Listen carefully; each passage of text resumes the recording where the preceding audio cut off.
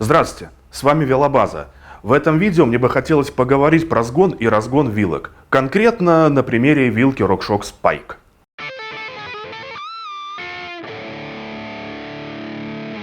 Итак, причин для записи этого видео у меня было две. Первая. В последнее время очень сильно участились запросы по поводу того, разогнать-согнать вилку. И, честно говоря, я уже немножко устал объяснять, почему в некоторых случаях нам нужно менять некоторые детали в вилке, а в других случаях достаточно просто выточить проставку. И второе. В связи с общим дефицитом найти вилку в нужной размерности иногда просто не представляется возможности. Очень туго сейчас с дёртовыми вилками, туго с длинноходными. Иногда приходится брать что-то не совсем подходящее и потом уже переделать под свои запросы. Поэтому тема сгона и разгона вилки как никогда актуальна. Вот наш подопытный RockShox Spike с топовым демпфером. Charger версии 2.1 вроде бы. Конкретно сейчас в нем установлена воздушная пружина на 160 мм хода. Наша задача переделать его на 140 мм хода. Переделывать мы будем при помощи замены штока воздушной пружины. Некоторые могут спросить, а зачем менять шток? Разве недостаточно просто выточить 2-сантиметровую проставку и вставить ее в негативную камеру? Я скажу нет. Конкретно с этой вилкой так не сработает. Так можно сделать на модельном ряде вилок RockShox, которые маркированы как Silver, то есть которые имеют стальные ноги. Там несколько другой конструктив воздушной пружины, но мы к этому еще подойдем. Давайте для наглядности я сейчас быстренько разберу воздушную пружину. Безопасность прежде всего.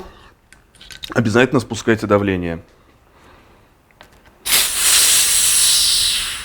При помощи торцованной головки на 24 выкручивайте крышку воздушной пружины. Теперь снимаем стопорное кольцо снизу вилки.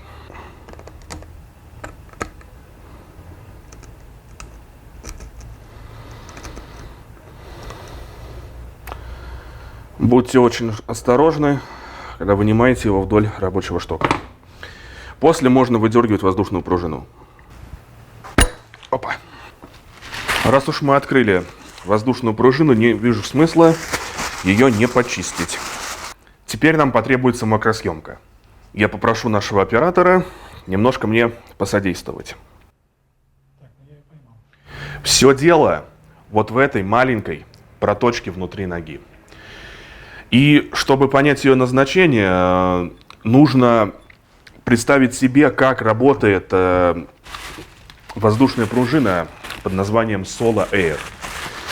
В этой вилке, многие этого не знают, в ней две воздушные пружины, позитивная и негативная. При полностью разжатой вилке, когда она находится в спокойном положении, негативная и позитивная воздушная пружина имеют между собой воздушное сообщение, то есть являются условно единым объемом. Как только вилка немного срабатывает, перепуск между негативкой и позитивкой перекрывается, и, соответственно, за счет отделенной негативной пружины у вилки появляется вот это вот чувство легкого плюшевого срабатывания в начале хода. Как раз непосредственно вот это и есть перепуск между позитивкой и негативкой. И если мы просто выточим проставку, то есть забьем объем негативки, мы этим сдвинем главную уплотнительную резинку, и сообщение между негативкой и позитивкой у нас больше не будет. Соответственно, мы условно лишимся мягкого страгивания на вилке. Вот именно поэтому на RockShox вот с таким исполнением воздушной пружины рабочий ход меняется удлинением или укорачиванием непосредственно самого штока. В RockShox в исполнении Silver, то есть, опять же, повторюсь, с остальными ногами, воздушная пружина устроена несколько иначе. Внутри самой ноги будет вставлена алюминиевая трубка. И вот внутри этой трубки уже реализована воздушная пружина, скажем так, максимально простой комплектации в исполнении. Там нету никаких перепусков между позитивкой и негативкой. И Можно сказать, по сути, там, как я ее люблю называть, неразвитая негативная воздушная пружина, поэтому добавление или убирание проставок из негативки, в принципе, особо на работе не сказывается. Соответственно, в случае более простых вилок замена штока воздушной пружины не требуется. Теперь по поводу того, возможно ли разогнать каждую конкретную вилку или согнать, и до скольки это возможно сделать. Тут есть, по сути, 3 критерия. Первый критерий. Тефлоновые башенки, по которым скользят ноги вилки, должны всегда оставаться на ногах. Если вы разгоните вилку слишком сильно, ноги могут выползти за пределы нижнего баша. Это не есть хорошо, такого нельзя ни в коем случае допускать. Второе. Помимо длины воздушной пружины, мы также ограничены длиной рабочего штока демпфера. Демпфер никогда не должен быть, скажем так, самым коротким звеном в этой цепочке. Он должен быть немного длиннее, как минимум, чем рабочий шток воздушной пружины. Узнать о том, возможно ли разогнать или согнать вашу вилку и насколько это рекомендует делать производитель, можно по серийному номеру. Конкретно у RockShox он находится вот в этом месте. Также хочется еще упомянуть конвертацию вот таких эндуро и All Mountain вилок, вилки для дёрт-джампа и, можно сказать, пампа, и, в общем, конвертацию в что-то очень короткое. Производитель не предоставляет таких коротких штоков, но никто не мешает его укоротить на токарном станке. Это делали, это возможно, это работает.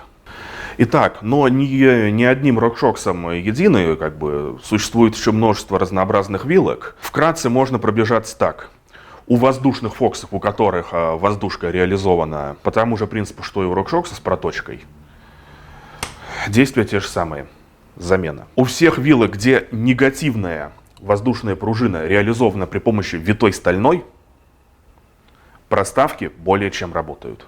У простецких пружинных вилок нужно смотреть непосредственно по конструктиву, но в большинстве случаев это вполне возможно сделать. То есть, опять же, добавлением проставки внутрь пружинной ноги. Но единственное, что чаще всего в таких вилках что-то разгонять или сгонять имеет очень мало смысла. С теорией закончили, давайте соберем нашу вилку назад. Действуем в обратном порядке по рекомендациям производителя. Конкретно для каждой модели вилок оно может немножко отличаться. Сверяйтесь с мануалом в интернете.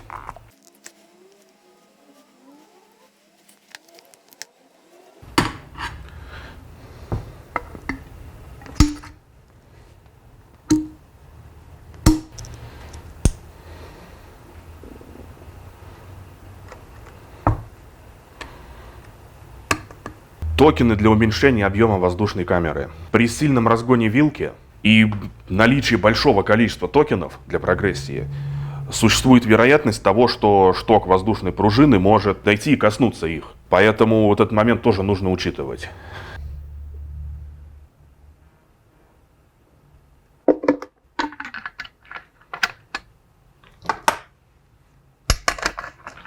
Итак, вот мы за пару минут превратили вилку из пайка 160 мм в пайк 140 мм, который значительно больше подходит владельцу по геометрии велосипеда. Надеюсь, теперь вы знаете, как согнать или разогнать свою вилку. За всем все. С вами была Велобаза. До новых видео.